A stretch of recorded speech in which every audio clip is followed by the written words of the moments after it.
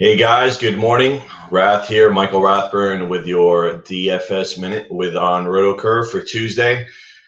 And interesting night last night, a lot of excitement going on, and some things worked, some things didn't work, so we'll get into that, talk about some of the stuff that was going on yesterday in the industry, some of the stuff that I had going on, and then look ahead towards Tuesday and get you set up with the curve coming up at 12 noon to 1. Guys have had they had a weekend off, they had yesterday off, so they're going to be really fired up today to bring you some really good advice and some good strategy sessions, which is key. And it's something that we feel is innovative here at RotoCurve, and we want to hit you up with these strategy sessions, not only for beginner players, but also intermediate and maybe even some advanced players. Maybe there's a takeaway or two that you can get from these things. But the key is not just delivering picks, but also delivering your strategy that can help you build winning lineups. Real quick, talk about some of the things that were going on yesterday. Monday was a busy day for me, and it's when I do usually do 2 or 3 radio spots. And really, I just want to get a quick plug in for what those are going on. I usually do RotoWire at 1 p.m. Eastern on SiriusXM Fantasy Sports Radio. That's typically where we talk about article that I wrote over there for the week, or we talk about that day's slates, or we just talk about overall strategy. And yesterday, we started getting into a little bit of some GPP strategy, tournament strategy, and what you should do and how you should go about doing it. So I think it's something I'm gonna shelve for a later topic. As far as a later article, I'm definitely gonna start digging into some different ways that you can approach tournaments, probably towards the early part of May. I want to get through some basic strategy, some site strategy first in the month of April to hit all those new players, and then we'll start talking about how to approach tournaments. And there's several different ways that you can do it: stacking with a cheap pitcher, mini stacks, looking at just how many different entries you're going to throw in, going extreme cheap on pitching and loading up on hitting. So there's several different ways that you can go about doing it that we can definitely get into. I think is worthy of some talk. The second radio spot I have is Sports Zone 1060 out of Phoenix, Arizona. They're an NBC affiliate, and what's great about them is it's hosted by Bob Kemp, who's basically regarded as one of the best national sports radio hosts in the country. He's not one of these guys on ESPN radio or things like that. He's a legitimate national sports guy, but he does live in Phoenix, so he covers Arizona for the most part. And I've been listening to him for the better part of about 20 years, and the guy's information is incredible. If you have TuneIn on your phone or your computer, you can stream the show on TuneIn. It's 2 to 5 Eastern, Monday through Friday. Or you can hit up SoundCloud and listen to the archives from the day before. So either way, great information. There is a lot of local Arizona stuff on there. So I will tell you that I do get a lot of my Diamondbacks information, Arizona State football, Arizona football, things like that, Arizona Cardinals. I'm really locked in on those teams, but for the most part, the guy does a great job of covering teams on a national basis, and the insight is invaluable. I can't even tell you how many times I've listened to Bob, gotten insight before anybody else on something, and been able to use that in fantasy.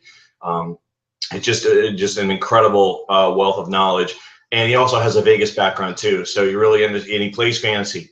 So add those all up to one, and you really get somebody who's worth a lot and worth listening to on a daily basis. And then the third spot I did last night, which was really cool because all three of them are different, was with my guys at Scout, Tommy G and Dr. Rhoda, who I've known for a long time, and I really love what they have going on. I'm really excited for the opportunity that they've been given on SiriusXM, and hopefully they can do even more with possibly a better time slot, or just having more content out there, whether it's through Scout or whether it's through SiriusXM. But I think both those guys bring a lot to the table, and especially Tommy on the daily side was a guy that when I first saw Tommy and what he was doing, I really thought, hey, this guy's got something that's different. And he kind of had the same approach as me in the terms of he really likes to explain things and break things down and teach players how to play. And that's something that we talk about here at RotoCurve is, we're really trying to accelerate your learning curve and accelerate the key to success, so that way there you can build winning lineups. And that's really what it's all about. It's not just about me coming on here, or Benny coming on here, and Josh throwing out a bunch of lingo, throwing out a bunch of picks, throwing out 50 picks, 3 or 4 of each game, and then hitting on a couple and talking about it. And that's something I'm going to transition into real quick here is No, there's been a lot of talk, and there's a lot of guys out there that it's called hashtag tout life, or people are trolling on Twitter about touts, and I don't know whether or not it's geared towards me. I've asked a handful of guys out there. Everybody said no, it's not. But I think I'm just going to address it because I want to make sure that I'm not one of those guys, and or at least I'm trying not to be one of those guys. Really, what I'm trying to do is help you build winning lineups and learn the game of daily fantasy sports and have fun along the way. And I've got a background in the industry. I've been doing fantasy sports ever since I was about 15 years old. And really, I'm just trying to pass along my knowledge to people. And if there's really, my goal every day is, if you listen to Rath, whether it's on the DFS Minute or whether it's on the value plays at 6:30, I'm just hoping that I can give you one or two things that you can take away and that you can use that night and use moving forward. That's really what my goal is just give you a couple of nuggets every day that you can build upon moving forward. But really, look, I'm basically going to have a system every day. I'm going to try to give you a value play at every position, and then I'm going to try to give you a guy who I like in terms of paying up a little bit more. And then I'm also going to give you a recommendation possibly of a guy I think he's overpriced, or a guy I would stay away from or not pay up for. So on a given day, I'm probably going to have about 15 plays. And I'm not going to tout the couple of plays that I hit on and all the ones that I missed on. Look, we missed on the Blue Jays last night. It didn't work out. Everything looked good. Odorizzi is a fly ball pitcher. And even though you had a lot of righties against a righty, it still made for an opportunity. Now, I went light in my cash games, my heads ups, and my 50-50s. Like, I took some Batista, I took some Encarnacion, and that was about it. But I did throw some mini stacks out there, 3 or 4 guys on the Blue Jays in some tournaments, because if they did go off, I knew it was going to hit. Some of the Angels did pay off, and we did talk about those, so that part was good. Pujols had a lot of opportunities, didn't come through, but late Mike Trout did come through. And the good thing is David Freese, who was really one of my only options yesterday at third base that we talked about, he did hit a home run. And Colin Calgo, who I did have in almost every lineup yesterday, especially on FanDuel because he was 2,200 and he was hitting leadoff, came through with a home run. So on the good side, we hit some of those guys, which made up for the guys that had zeros. Also, Ben Zobrist ended up being a nice play last night as well. The one guy who really didn't come through, and again, it was mostly a flyer, I'm basically giving a value catcher. Now, I had Stephen Vaught everywhere. I'm not the only one that had him, and I'm not the only one that I'm not going to take credit as being the only guy that was on him. A lot of guys are on it because catcher was so thin yesterday. He did end up in the positive side, but he really didn't come through and give you much. But it didn't hurt you. If you're really looking to get a few home runs, and that's what you got if you had Calgill, if you had Freeze, and then some guys that had some good nights like Zobrist. So the thing is, you got to hit on the pitching. And I'll give all the credit in the world to Benny, who was on Kazmir early on. A lot of guys had jumped ship off Kazmir. They were worried about the way that the Vegas number was going. The total was going up. The money line was going down. Benny stuck to his guns, and I rode with him because I really looked at some stats for Houston. They were just so dismal that I felt like there was still an opportunity. And I also felt like Oakland was going to rack up on Feldman, and Kazmir would have a lead, and that he would be able to pitch more comfortably. And that's exactly what happened. The A's jumped on Feldman real quick. Kazmir had a big lead. So you knew he was going to stay in the game for 6 or 7 innings. He was going to be able to get his Ks. He was going to be able to get his win. And he ended up having a really good game. Shoemaker ended up starting off really shaky last night. And I was worried because I had more shares of Kazmir than probably anybody on my rosters. But then I split up some action. I had some Shoemaker on DraftKings and Fantasy Aces, and that was looking scary real early. But he was able to rebound, and he pitched a pretty good game, and he got the win. I had some Brendan McCarthy shares who, again, early on it looked really scary, but he ended up rebounding and producing value. And then I had a small percentage of James Paxton who didn't come through. But James Paxton was really more of my flyer. I took him on FanDuel, and I loaded up with Angels in Toronto more as of an all or none kind of play in some tournaments. If it hit, it was going to hit big, and if it didn't, then I live to see another day. So those are kind of some of the things I want to go over. But again, I don't want to be the guy that comes on here, talks about only the picks I hit, and doesn't go over the picks I didn't.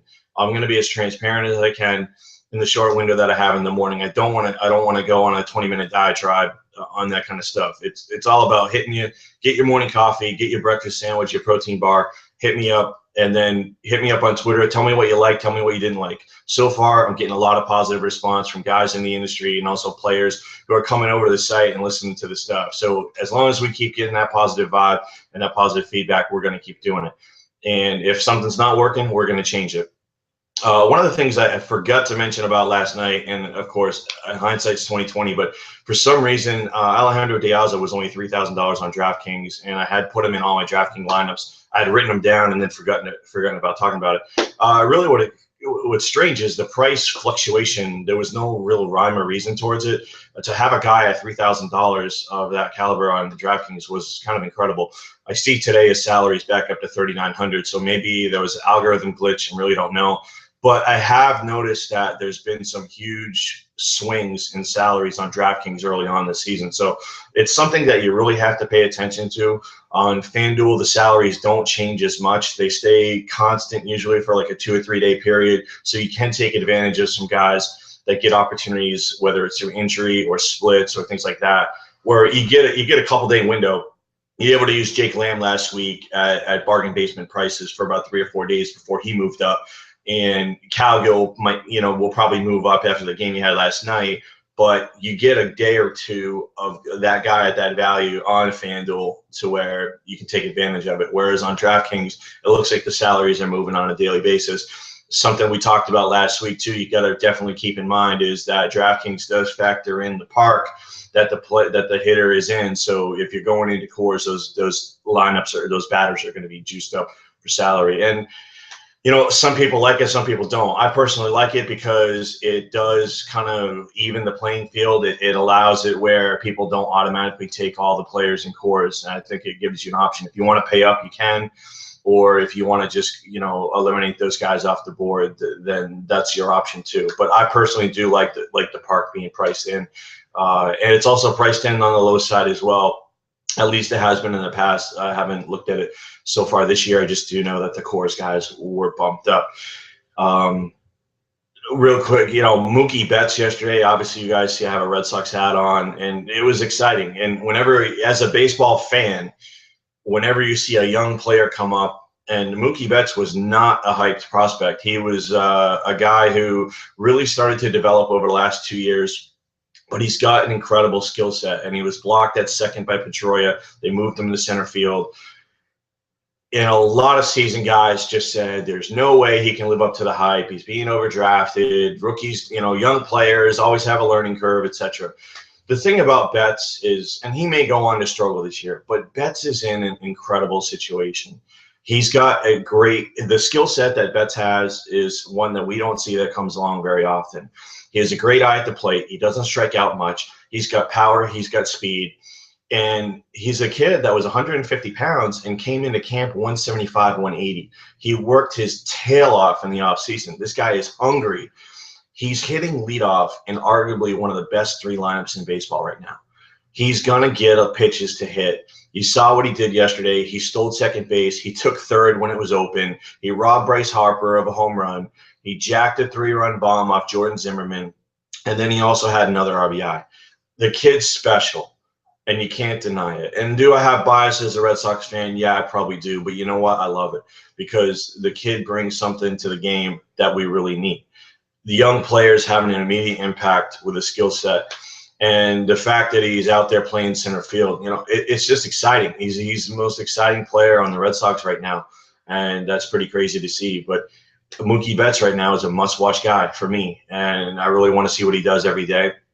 And I'm really excited about what he can do moving forward. Getting into today, kind of the pitching again is brutal. I mean, at least we have some options at the top, which is good because we had a couple days last week and it was real thin. I mean, there was like 1 or 2 guys, and then rain outs. It really kind of hurt. So the one guy that sticks out and is almost a must play in your heads ups and 50-50s is Matt Harvey. He's a huge favorite, low total, and he is high priced, but he's not so high priced that it makes him where he's like in that Kershaw level where it makes it really difficult. He is 9,900 on FanDuel, and I think he's also around that same price on DraftKings. So I think you can get Matt Harvey in and not have to really sacrifice your entire lineup today. So Matt Harvey, chalk play, no brainer. You got to roll with him, especially as a new player. Don't get cute. Just roll with Matt Harvey.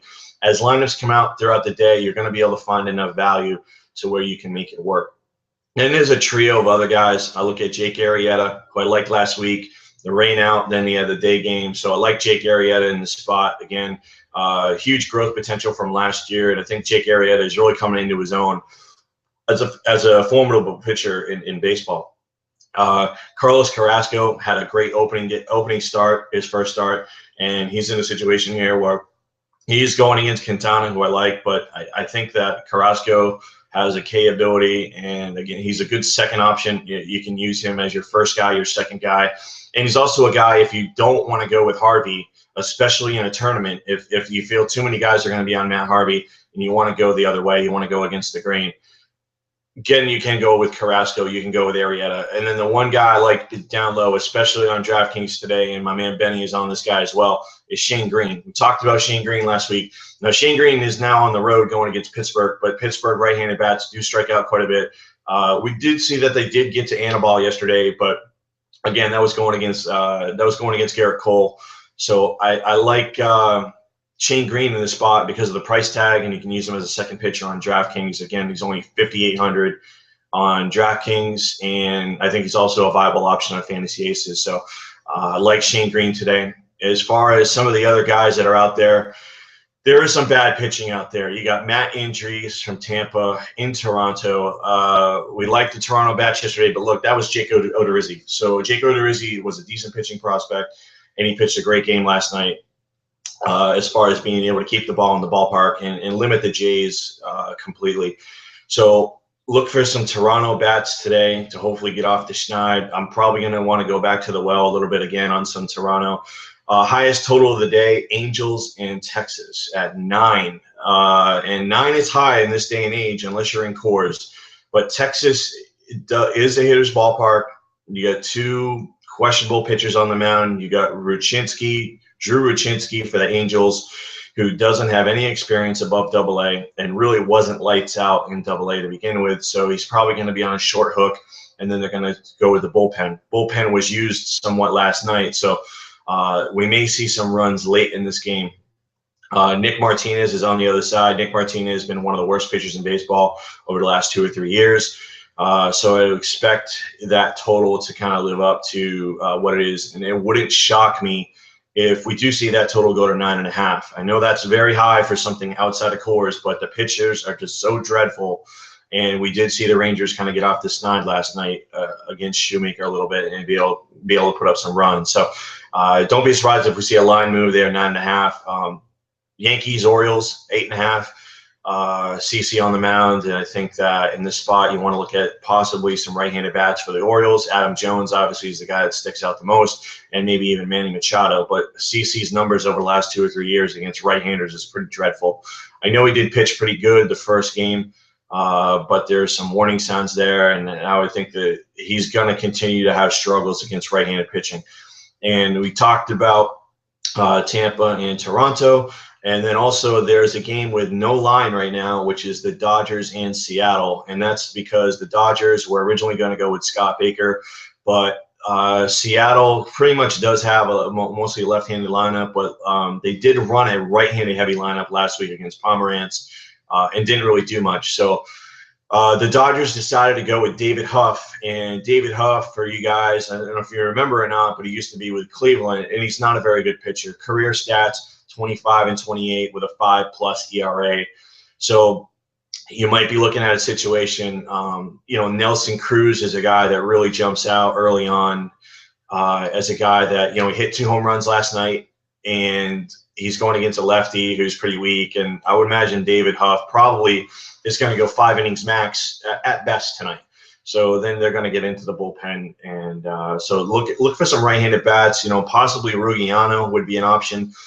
They usually do hit him 6th against lefties, and then you've got some other guys potentially that could get into the lineup. That would strictly be tournament plays for me. Guys like Austin Jackson and Ricky Weeks.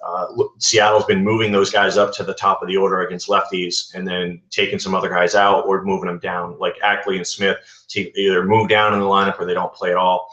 But so right-handed bats on Seattle would probably be a way that you want to go. Look and see what the line is, what the total is in the game on that. And I'm going to close with something that you want to take advantage of salary differences on sites. And what I mean by that is get a good feel for where guys are on FanDuel and where guys are on DraftKings each day. And what you can do is you can export the salaries over, do a copy paste over, and then try to match him up and look at percentage of salary cap and things like that. And you might be, if a guy is cheaper on one site as far as like percentage of cap or where he ranks at a position. I'll give you an example. Shane Green is much cheaper on DraftKings at 5,800 than he is on FanDuel. Now, the salary cap's different.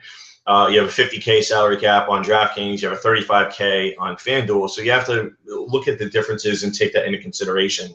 So he's a really good play. And Kazmir was kind of in that spot last night where he's a really good value on DraftKings. Loved him on FanDuel as well, but the value was there on DraftKings.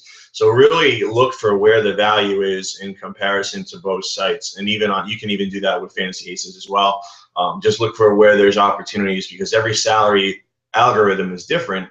And they calculate, some sites calculate the salaries every day and update every day. Some do it every 2 or 3 days. So that's something you definitely want to take into consideration. Like I look at Adam Jones, CC struggles against right-handed bats. Adam Jones has a huge home run to fly ball rate going against lefties. So I can imagine that Adam Jones is probably going to be heavily owned tonight. Just be aware that he's actually the 5th highest outfielder on FanDuel, but he's number 17 on DraftKings. So he may have high ownership on DraftKings tonight because the value is there and it's a really good deal. But that's about it for this morning. I want to thank you guys again for all the positive feedback that we've gotten and even some feedback that says, hey, your head's too big and you need to move back. So that's what I've done. And I'm also pimping out the RotoCurve t-shirt every day as well. And we're going to have those available eventually in the RotoCurve store. We're going to have a lot of stuff coming. Just be patient. We've only been live for a week. But I'm really excited about the direction that things are going and the positive vibes that we're getting back from all the people who have been checking us out. Rotocurve.com. Hit us up at RotoCurve on Twitter. Benny and Josh today, 12 noon to 1 Eastern, the Curve Show. They're ready to go. They're locked and loaded, and they're going to bring you a lot of good stuff today. Strategy sessions. Make sure you get a pen and paper. You write this stuff down, and you use it in your lineups today. That's it for today. Rath signing off. And as we say here at RotoCurve, stay classy. As always, DFS.